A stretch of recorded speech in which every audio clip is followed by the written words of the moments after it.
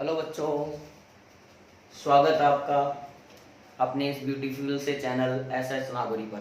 जैसा कि आप सबको पढ़ रहे हैं, हम लोग रे ऑप्टिक्स पढ़ रहे हैं और आज हम रे ऑप्टिक्स का लेक्चर नंबर 4 आपके लिए लेकर के आए हैं।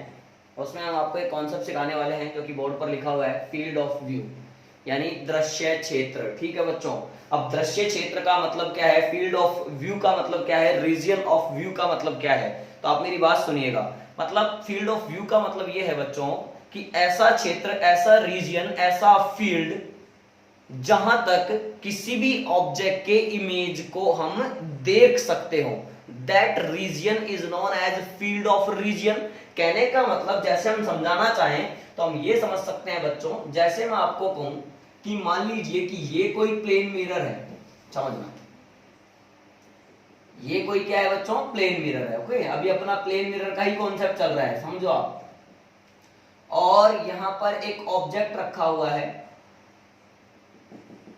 यहां पर ऑब्जेक्ट रखा हुआ है, समझना ठीक है। और हम कहां से देख रहे हैं बच्चों, यहां से हम लोग देख रहे हैं, हम यहां से देख रहे हैं। अब एक बात बताइए, अगर हम यहां से देख रहे हैं तो हम यही तो चाहते हैं कि फील्ड ऑफ व्यू का मतलब ही क्या है। तो ध्यान से देखें, इसका इमेज हमें पता है कि किसी भी प्लेन मिरर से जितनी डिस्टेंस पर ऑब्जेक्ट होता है उतनी ही डिस्टेंस पर क्या बनता है बच्चों, इमेज बनता है। तो यहां पर इसका इमेज बनेगा, सही बात। अच्छा, इमेज बन कैसे रहा होगा सर, ऐसे ऐसे ऐसे, यहां टकराएगी, टकरा करके वापस लौटेगी ऐसे, और फिर ये यहां पर ऐसे यहां से आती हुई लगेंगी। क्लियर है क्या मेरी बात। अच्छा, अब ध्यान से देखो, अगर हम यहां से देख रहे हैं तो फील्ड ऑफ व्यू का मतलब होता है ये वाला व्यू। जितना ज्यादा हम दूर चलेंगे उतना ज्यादा फील्ड ऑफ व्यू बढ़ता जाएगा, और जितना ज्यादा हम पास आएंगे, देखो आप जब हम पास आएंगे, ऑब्जेक्ट की तरफ चलेंगे यानी मिरर की तरफ चलेंगे, तो फील्ड ऑफ व्यू उतना ही कम होता जाएगा, यानी ये फील्ड ऑफ एंगल जो है वो कम होता जाएगा। और जितना दूर चले जाएंगे उतना फील्ड ऑफ व्यू बढ़ता चला जाएगा। क्लियर है, ये बिल्कुल बेसिक सा कॉन्सेप्ट है बच्चों, फटाफट से आप इसको नोट कर ले, नोट करना चाहें तो फिर मैं इसको मिटा करके क्वेश्चन लिख रहा हूं। ठीक है, फील्ड ऑफ व्यू समझ में आया। जितना दूर चलेंगे उतना ज्यादा फील्ड ऑफ व्यू होगा, जितना करीब जाएंगे मिरर के उतना ही फील्ड ऑफ व्यू कम होगा, ध्यान रखना। अब इस पर बेस्ड अपन एक क्वेश्चन करते हैं, देखिए अच्छा सा। मैंने कहा, समझना बच्चों मैं क्या कह रहा हूं, मैंने कहा कि ये कोई प्लेन मिरर है, ठीक है। इसकी लेंथ जो है, जो दे रखी है हमें डी है, इसकी लेंथ कितनी दे रखी है, डी दे रखी है, यानी मिरर की लंबाई है डी। बोला इसके सेंटर से एल डिस्टेंस पर कोई सोर्स है S, S is point source of light, यानी प्रकाश का बिंदु स्रोत है, और ये एल डिस्टेंस पर है ना। और बोल रहा है कि इस मिरर से 12 डिस्टेंस पर कोई पप्पू है। कौन है बच्चों, कोई पप्पू। इसका नाम क्या रख दिया हमने, पप्पू रख दिया। ये पप्पू है, कितनी डिस्टेंस पर है, 12 डिस्टेंस पर है।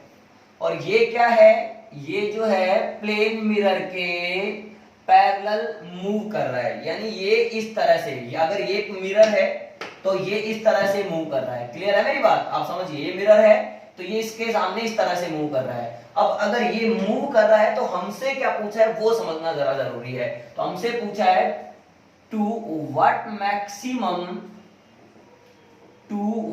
मैक्सिमम स्ट्रेच यानी length, so that Pappu can see image of light source inside the mirror। मेरी बात समझो आप, मैं क्या कहना चाह रहा हूं। मैं ये कहना चाह रहा हूं, आप ये कह रहे हो कि सर ये मिरर है जिसकी लेंथ है डी, इसके सेंटर से, ये बिल्कुल बीचों बीच सेंटर है, अगर ये सेंटर है तो ये ऊपर की डिस्टेंस d/2, ये नीचे की भी d/2, ये हमारे दिमाग में चलना चाहिए। इसके सेंटर से L डिस्टेंस पर एक लाइट सोर्स रखा हुआ है, और बोल रहे हैं इस मिरर से 12 डिस्टेंस पर एक पप्पू है। पप्पू कोई भी हो सकता है बच्चों, आप भी, तो पप्पू है जो कि मिरर से या मिरर के पैरेलल इस तरह से पैरेलल मूव कर रहा है। अब हमें यह बताना है कि इस के पाथ की लेंथ क्या होगी जब तक कि इसको इस लाइट सोर्स का इमेज मिरर में दिखाई दे। अब मेरी बात समझना, जैसे मान लीजिए मैं अभी यहां पर ये वीडियो लेक्चर बना रहा हूं और मेरे सामने यहां पर कैमरा लगा हुआ है, क्लियर है, तो मेरी इमेज दिख रही है। अब बात यह है कि मान लीजिए मुझे किसी ऑब्जेक्ट की इमेज देखनी है मिरर के अंदर में, ये मिरर लगा हुआ है, समझना आप मेरी बात को, ये मिरर है, यहां पर कहीं पर ऑब्जेक्ट है, समझ रहे हो आप, और मैं इससे दूर हूं और मैं ऐसे मिरर के पैरेलल चल रहा हूं, और अगर मैं मिरर के पैरेलल चलूंगा तो ऑब्जेक्ट यहां रखा हुआ है, देखिए मुझे समझना, मैं यहां से चल रहा हूं, मुझे इस ऑब्जेक्ट का इमेज दिखाई पड़ रहा है। अब मैं चलता गया, मुझे इमेज दिखाई पड़ रहा है। अच्छा, मुझे अब मैं यहां तक आ गया, लेकिन मुझे मिरर तो दिखाई पड़ रहा है, लेकिन उस ऑब्जेक्ट का इमेज दिखाई नहीं पड़ रहा है। यानी मुझे वही मैक्सिमम स्ट्रेच लेंथ बतानी है बच्चों जब तक कि मुझे उस ऑब्जेक्ट का इमेज दिखाई पड़ रहा होगा। क्लियर है? तो समझना मेरी बात को, मैं आपको इसको एक्सप्लेन करता हूं, बड़ा ही गजब का प्रोफाइल है, समझना। देखिए, हमने कहा कि यह हमारे पास में एक प्लेन मिरर है, समझना बात को, ये प्लेन मिरर है, सही। आप कह रहे हो कि सर यहां पर एक सोर्स रखा हुआ है जिसकी डिस्टेंस है L मिरर से, ठीक है। हमें पता है जितनी दूरी पर ऑब्जेक्ट होता है उतनी ही दूरी पर क्या बनता है बच्चों, इमेज बनता है, ठीक है। हमने कह दिया इमेज बना दिया, आपको भी समझ में आ गया। अच्छा, अपन ने ये थोड़ा सा पॉलिश ऊपर थोड़ा अलग ले लिया, ठीक है, इसको इस तरह से लेना है, ऐसे रखा है मिरर को, अपन को इस तरह से लेना है, पॉलिश इस वाली सरफेस पर करनी है, ओके। अच्छा, यहां पर रखा हुआ है तो ये S है, तो मैंने क्या करा, L डिस्टेंस पर एक इसका इमेज बना लिया, L डिस्टेंस पर ही। अब ये क्या कह रहा था, यहां से पप्पू चल रहा है, चलने दो पप्पू को, क्या दिक्कत है, यहां से ये पप्पू चल रहा है इस प्रकार से, ठीक है। अब एक बात बताओ, इस पप्पू को इमेज जहां तक दिखाई देगी उस पाथ की लेंथ हमें बतानी है। तो एक बात बताओ, अगर इस सोर्स की इमेज यहां पर देखनी है, ये सोर्स है हमारा, अगर इस सोर्स की इमेज यहां पर देखनी है तो सर ये लाइट रे जो देखो इससे जा रही होंगी, इस तरह से चली जाएंगी। मैं इस क्वेश्चन को यहां से मिटा देता हूं बच्चों, ये लाइट रे यहां पर चली गई है, ठीक। अच्छा, ऐसे यहां पर भी लाइट रे जाएगी, इसको पीछे तक बढ़ाना पड़ेगा, ठीक है बच्चों, ध्यान से देखिए। तो इसका मतलब ये हुआ कि सर अगर हम इनको कुछ भी नाम दें, P Q R, इसको भी अपन कुछ भी नाम दें, A डैश, यहां पर कुछ भी ले लें बच्चों अपन B डैश, और ये ले लें अपन C डैश, कुछ भी ले लें, ठीक है। अब समझना मेरी बात को, तो यहां पर यहां तक तो इस पप्पू को इस लाइट सोर्स की इमेज दिखाई देगी, लेकिन जैसे ही ये यहां से क्रॉस निकल जाएगा उसके बाद में इसको इमेज दिखाई नहीं पड़ेगी। अच्छा, इसी प्रकार से यहां पीछे की तरफ देखोगे तो यहां तक तो इमेज दिखाई देगी बच्चों, लेकिन जैसे ही इसके नीचे निकलेगा यानी इसके पीछे जाएगा तो उसको इमेज दिखाई नहीं पड़ेगी। तो हमें क्या करना है बच्चों, आप ध्यान से देखिए, मेरी बात सुनिए, कैसे निकालना है। बिल्कुल ही आसान सी प्रोफाइल है, ज्यादा आप घबराए नहीं, बिल्कुल आसान सवाल है, समझना मेरी बात को। वही ट्राइंगल उठाना है बच्चों, एक ट्राइंगल हमारे पास में A डैश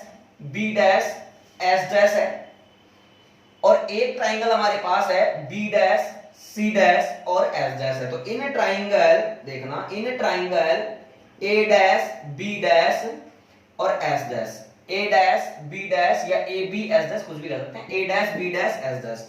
तो बच्चों मैंने कहा A डैश B डैश, शाबाश, तो ये मैंने बना लिया, ठीक है। ये हो गया A डैश B डैश और ये S डैश, समझना, ये P और ये Q, ठीक है क्या बच्चों। अच्छा, ये कितना है बच्चों, D/2 है, क्योंकि ये सेंटर बोला था मैंने आपको, ये पूरी D है तो ये कितना है, D/2 है। ये कितना है बच्चों, 2L है, देखना ध्यान से, ये कितना है, ये पूरा 2L है कि नहीं है, ये पूरा 2L है, और ये 2L है, और ये कितना है बच्चों, L है। तो इसी ट्राइंगल से मैं ये चीज तो बता सकता हूं कि यहाँ पर A dash B dash, A dash B dash upon 2l plus l यानी कितना हो गया बच्चों 3l। मैं पूरा इधर ले लेता हूं, हो जाएगा। इन देखो in triangle a dash b dash s dash a dash b dash s dash, मैंने ट्राइंगल यूज करा a dash b dash s dash, ये मैंने pq ले लिया बच्चों, pq की लेंथ d/2 मैंने बोल दी, ये 2l है ये l है, तो कितना आया a dash b dash upon ये पूरा लेना पड़ेगा 3l is equal to pq upon l, l से l कैंसिल हो गया बच्चों, तो a dash b dash is equal to 3 into d/2, क्योंकि pq की वैल्यू कितनी है d/2 है, ठीक है। इसी प्रकार से आपने क्या कहा in triangle b dash c dash और s dash, b dash c dash s dash, इसको ट्राइंगल को उठाया मैंने, तो ये ट्राइंगल ये वाला है, बात समझना। अब ये ट्राइंगल उठाओगे बच्चों तो ऐसा बनेगा b डैश c डैश और यहां पर s डैश, और यहां पर क्या है बच्चों QR है, जिसकी लेंथ कितनी है d/2 है, ये वापस से कितना है d/2, ये कितना है 2l, ये कितना है l। अब यहां पर आगे दिखा दीजिए, वापस से आप कहेंगे b dash c dash upon 3l is equal to QR upon l, l से l cancel, b dash c dash is equal to 3d/2, equation number second. तो बात आपको समझ में आ गई होगी, length of stretched path is equal to a dash b dash, ये लेना पड़ेगा, प्लस में b डैश c डैश, यानी 3d/2 plus 3d/2 is equal to आ गया 3d आंसर, यानी मिरर की लेंथ का 3 गुना होना चाहिए। फटाफट से पोज करके नोट करें।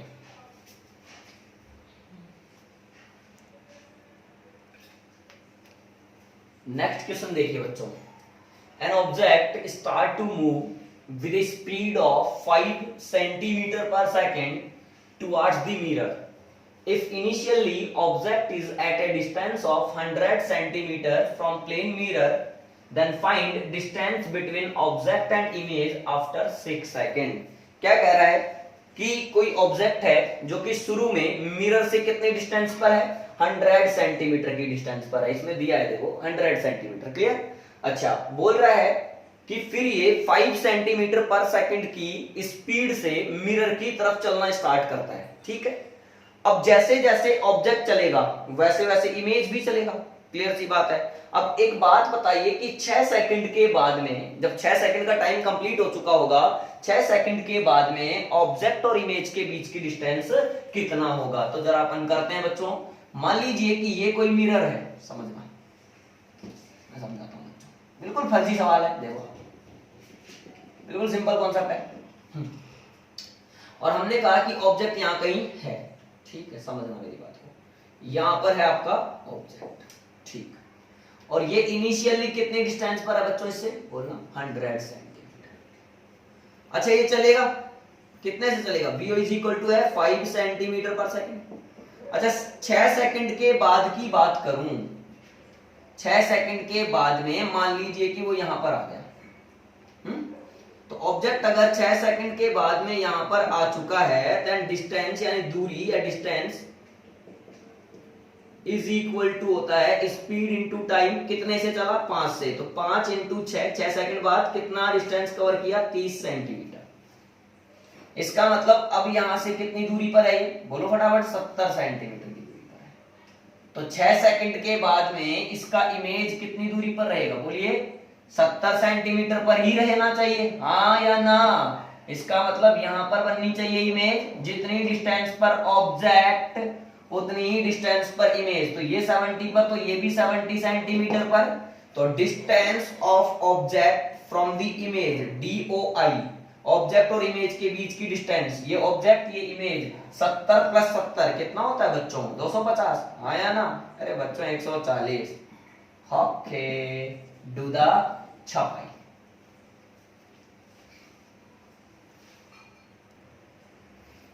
ठीक है बच्चों, नए सवाल की तरफ बढ़ते हैं। बोल रहा है कि ये कोई एक रूम है, क्यूबिक रूम, ठीक है। बोला इसके कॉर्नर पे एक ऑब्जेक्ट रखा हुआ है, और अगर ये क्यूब है, इस रूम की जो लेंथ है या साइड है वो दे रखी है 3 सेंटीमीटर। बोलता है इस कमरे के जहां कॉर्नर पर ऑब्जेक्ट रखा हुआ है उसके सामने वाली दीवार पर एक मिरर लगा हुआ है। ओके, लगा दिया मिरर, ठीक है।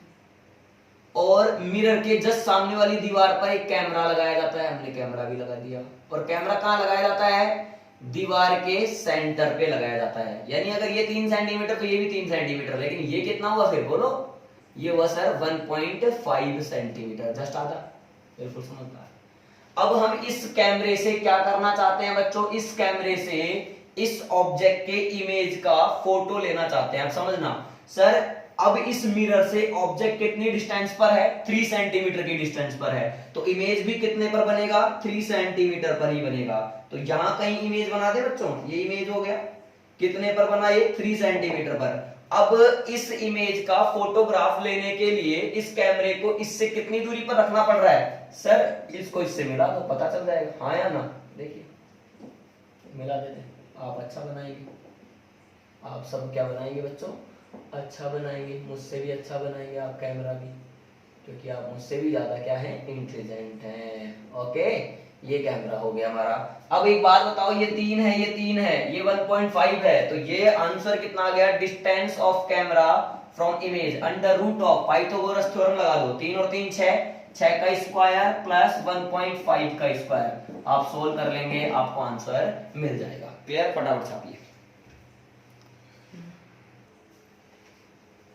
ठीक है बच्चों, अपन ने काफी क्वेश्चन किए प्लेन मिरर के, बेसिक। अब एक नया कॉन्सेप्ट सीखते हैं, है ना? फिर उस पर बेस्ड भी प्रॉब्लम देखेंगे। वेलोसिटी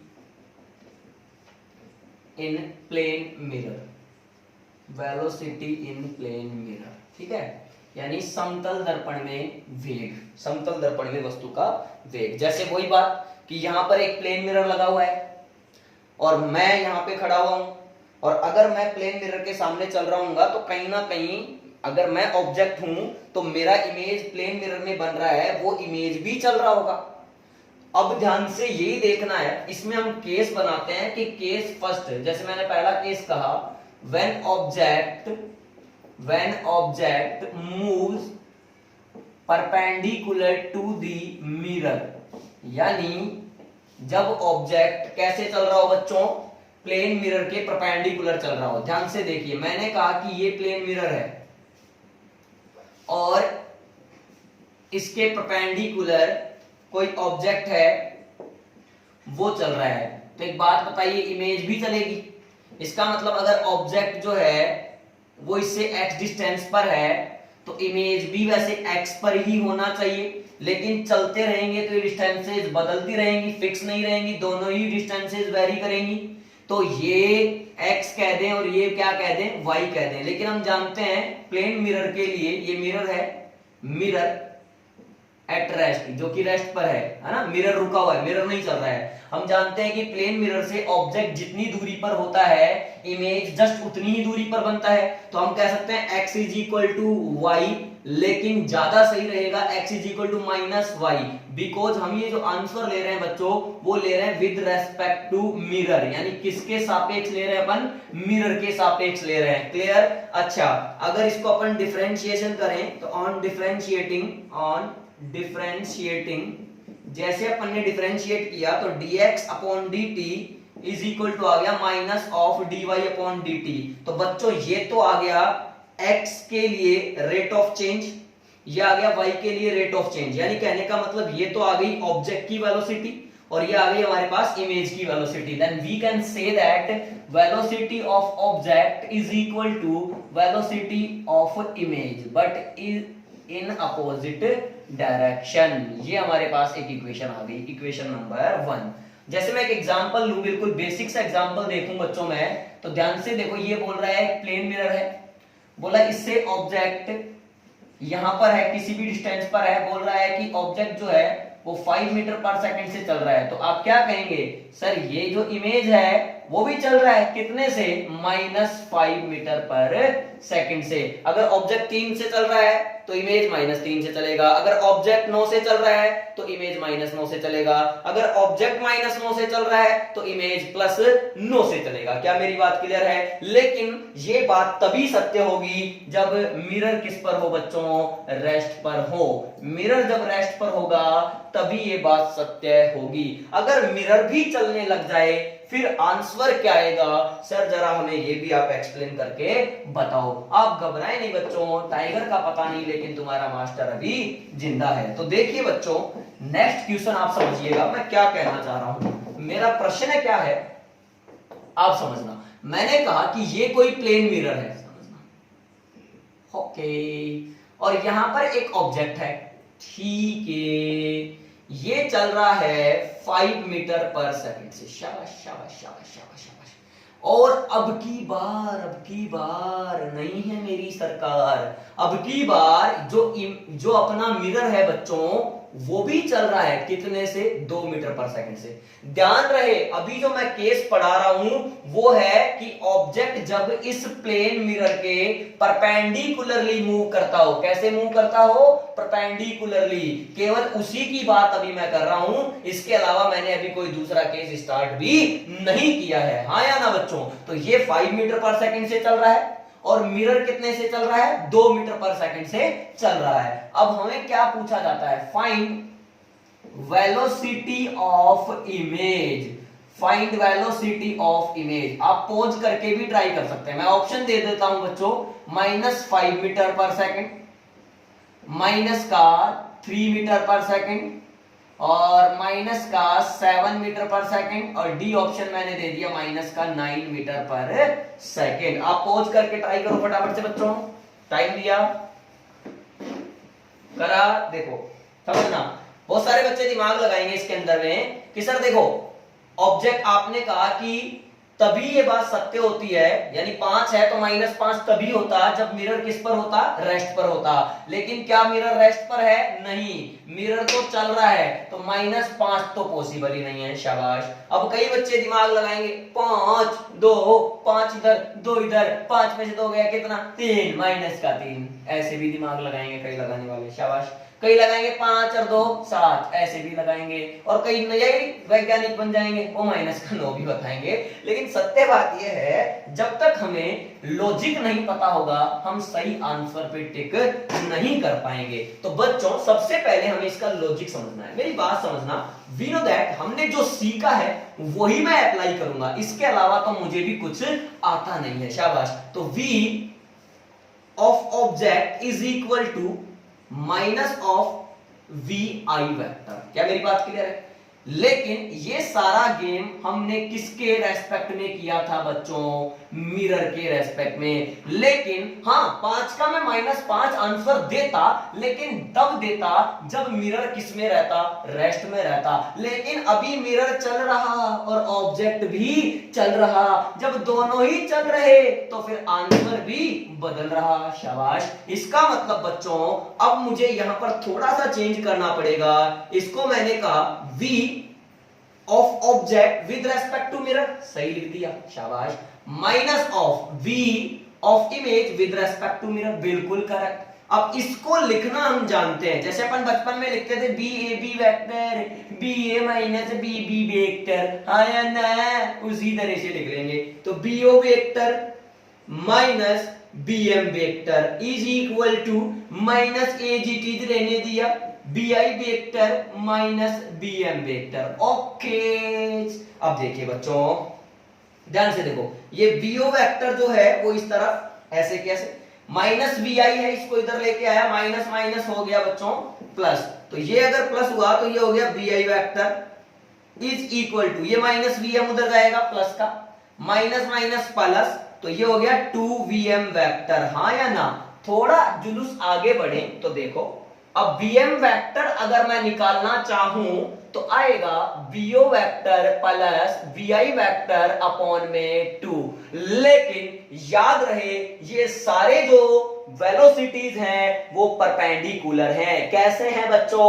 परपेंडिकुलर, यानी बीएम जो है परपेंडिकुलर, बीएम वेक्टर परपेंडिकुलर बराबर BO vector perpendicular plus BI vector perpendicular upon में 2। हाँ या ना? अब ध्यान से देखें तो इस डायरेक्शन को हमें क्या ले लेना है? पॉजिटिव ले लेना है। ये पॉजिटिव डायरेक्शन है।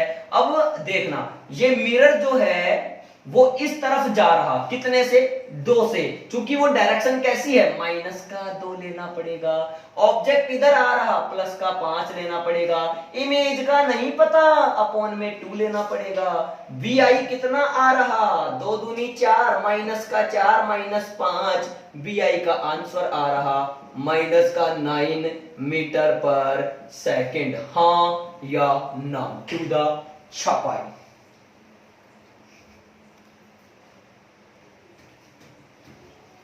ठीक है बच्चों, नोट करो फटाफट से। और आज के इस वीडियो में इतना ही काफी है। अब नेक्स्ट जो हम पढ़ेंगे उसमें हम देखेंगे कि जब ऑब्जेक्ट मिरर के पैरेलल मूव कर रहा, क्या कर रहा? मिरर के पैरेलल मूव कर रहा, तो इमेज क्या कर रहा, मतलब इमेज का वेलोसिटी क्या आ रहा। ओके बच्चों, थैंक यू, बाय।